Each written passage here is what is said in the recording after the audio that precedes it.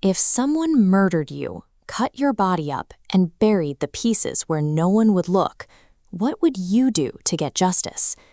In 1656, in the Kingdom of Hosan, two sisters answered that question.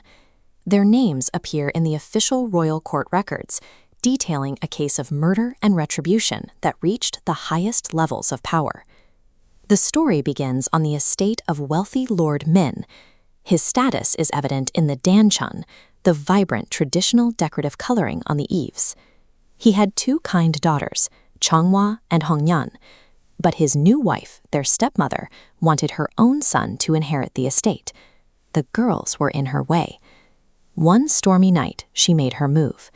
She forced the younger sister, Hongyan, into a large water jar and held her down until she drowned. She then dismembered the body to hide the evidence. A few days later, she targeted the elder sister, Changhua. She poisoned her food, and once she was too weak to fight back, strangled her. Both bodies were secretly buried in the backyard.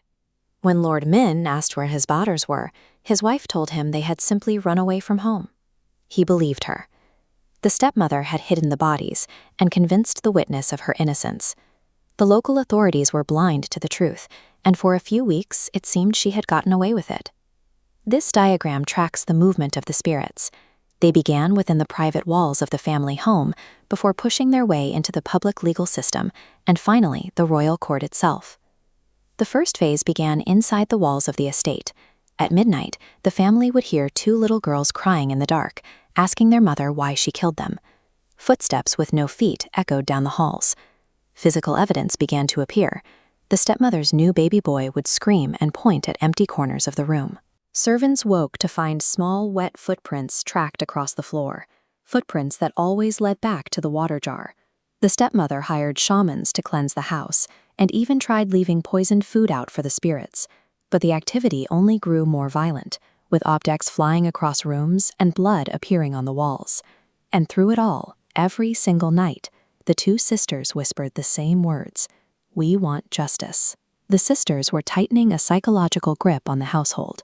By eroding the family's sanity, they left the living with only one escape: a full confession to the local authorities. Terrified by nightly visions of his dead daughters standing at the foot of his bed, Lord Min finally broke.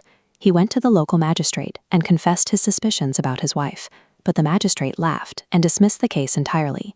To the living legal system, his story sounded like the ramblings of a grieving man. That night, the ghosts appeared inside the magistrate's own bathroom. They stood over him, pale, twisted, and dripping water onto his floor. They delivered a clear instruction: bypass the living and dig up the backyard to find the truth. The magistrate ordered the exhumation the next morning. They found the bones of both girls exactly where the spirits said they would be. The stepmother was arrested and dragged from the village. When the system ignored the living, the dead escalated their haunting to become their own witnesses. The stepmother was taken to the royal capital of Seoul, to the royal court. This move placed the case at the absolute peak of Joseon's legal hierarchy. Inside the palace, the ghosts visibly manifested before the king. The royal archives record this as an event witnessed by everyone present in the courtroom. In calm, cold voices, the sisters told the entire story of their murders, naming their stepmother as the killer. The king was so shocked that he ordered the stepmother's execution immediately. She was beaten to death, the same way she had killed the girls. These spirits successfully navigated the entire legal system. They forced the highest authority in the land to reopen a hidden case and deliver a final, definitive verdict. Over the centuries, this specific royal record grew into one of Korea's most famous pieces of folklore. The case provided the direct inspiration for the classic Korean horror film A Tale of Two Sisters, as well as its Hollywood remake, The Uninvited. The story persists outside of cinema as well. Local residents still avoid the grounds of the old house, believing the sisters remain on site to watch over girls who suffer at the hands of a cruel relative.